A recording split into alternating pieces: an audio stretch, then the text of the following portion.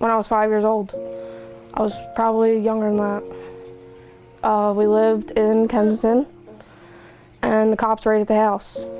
I remember the cops kicking in the door and running up steps, yelling at my mom to keep my brother quiet. And they told my mom, you either have someone come pick your kids up or they're going to foster care. And that's when she called my grandmom. My mom was going to jail too, because everything in that house, not only was it tied to my dad, it was also tied to my mom.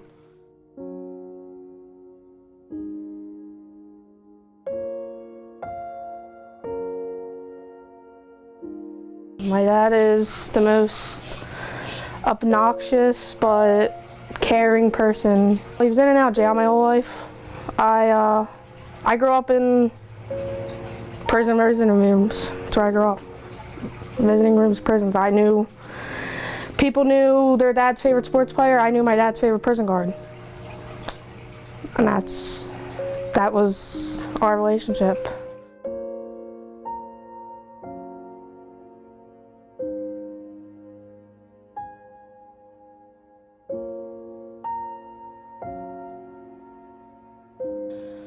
To me, it was normal. I didn't know it wasn't normal until I was older.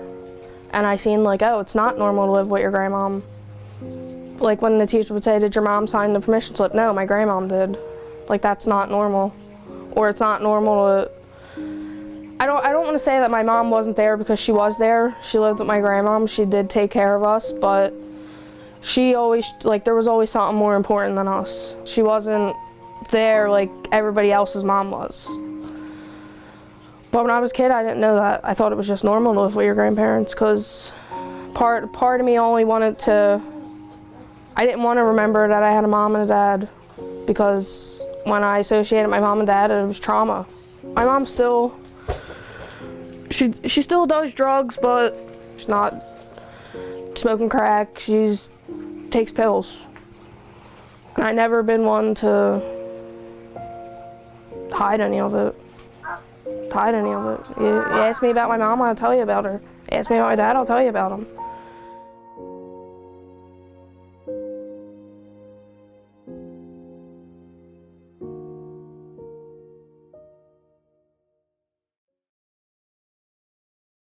He did his program, I did mine, and sometimes we did a program together, like went to different meetings together, but it was good for the most part. Was there struggles in a relationship? There's struggles in every relationship.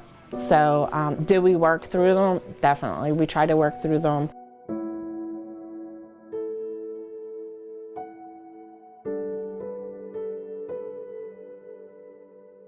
I knew he was getting high, but I didn't know the extent of it. And I told him, what are you gonna do next? You gotta get help. And he said he was, which he was.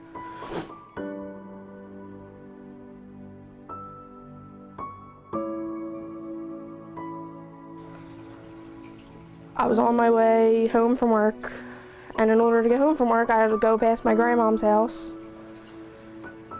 And she called me and she's like, what are you doing? This lady never calls me because I don't even talk to her. She calls me, what are you doing? I'm on my way home from work. What do you need? Oh, I just wanted to make sure you were safe. Call me when you're home. And I was like, what? So then I was like, I'm 2 blocks from your house. I walked to her house and I called my sister and I said, Irene, what's going on? I said, Grandmom just called me and asked me if I was safe. My sister said, are you okay? I said, no. Like, yeah, what's going on? Daddy died. What? And I fell on the street. Gas workers came and picked me up. They were like, do you need an ambulance? I screamed at them. Went to my grandmom's house, called my mom. Said, Mom, my dad died.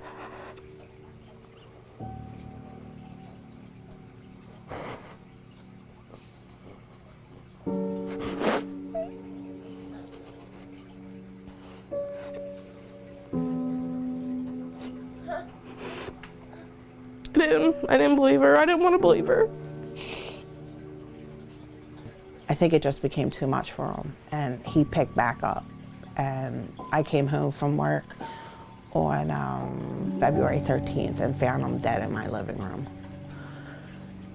When he died, I was surrounded by my women, by different people that helped me to stay sober.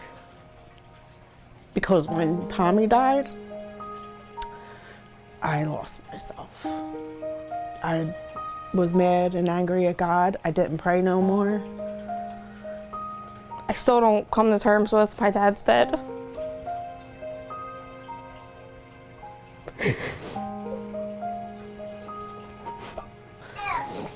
I still don't come to terms that my dad's dead. There's still, I don't know. I'm a mom now. Okay, ready? 1, 2, 3, jump. I can't see myself going and choosing something, anything at all over him. Do high five, Mom. So I still don't high five, understand Say ha ha. what makes an addict choose drugs. When people ask me what killed my dad, I don't right away say drugs, because what I see it as is my dad was prideful. He had a big ego, and that's what killed him. He didn't want to go back and get help. He didn't want the people who saw him succeed for 7 years to see him down again. And that's what killed my dad. When people ask me what I am, I say I'm a product of 2 drug addicts, but I don't let that define who I am. I don't let it hold me back. I never let it keep me from doing what I wanted to do. Because everybody thinks like, oh, a drug addict, like I'm a bad person because my parents were drug addicts. I don't know. There's like a stigma. Like I get put into this box. And it's not true.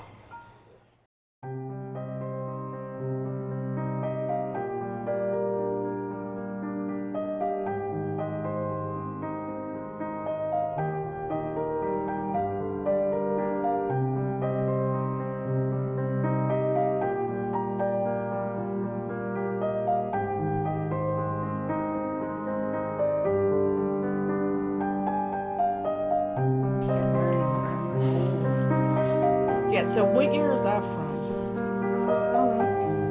So this Yeah, can I see? that one and that one is from Big Elephant. Every year it's a different form of reality. The first one was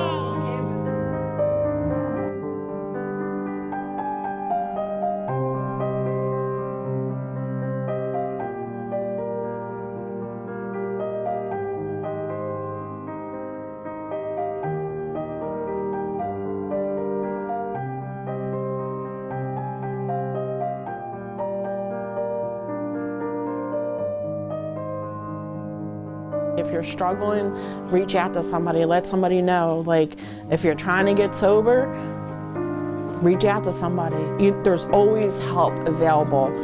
Don't let your pride and ego get the best of you. And, you know, it's so cliche, but it's like, you never have to feel that way again. Yeah, I guess go get help. I said, I guess go get help. I don't know, find your people, I guess.